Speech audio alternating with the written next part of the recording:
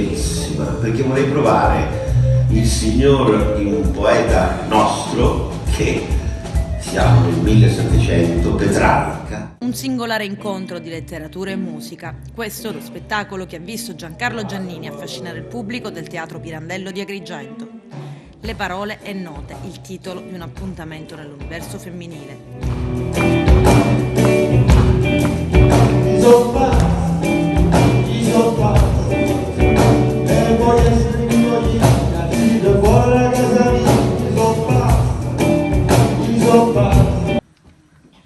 Il finale di 8:30, non ricordate? Pa, pa, pa, pa, para.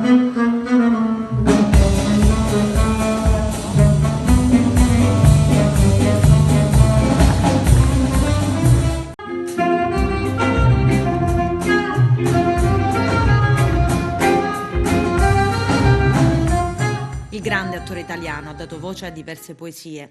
Checco Angiolieri, Neruda, Salinas, D'Annunzio, Leopardi, Shakespeare, ma anche anonimi.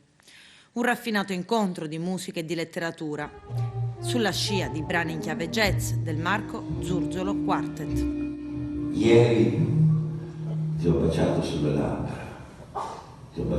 labbra intense, rosse. Un bacio così corto, durato più di un lampo, di un miracolo, che ancora il tempo, dopo averti baciato, non voleva più a nulla ormai, a nulla era valso prima. Nel bacio il suo inizio e la sua fine.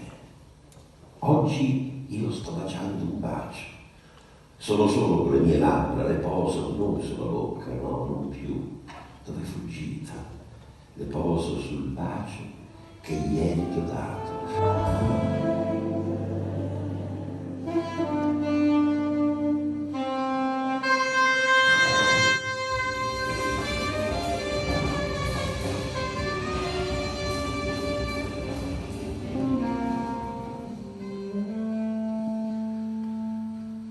Silvia, rimembri ancora quel tempo della tua bella vita mortale, quando beltà splendea negli occhi tuoi ridenti e fuggitivi e tu, lieta e pensosa, illimitare di gioventù salivi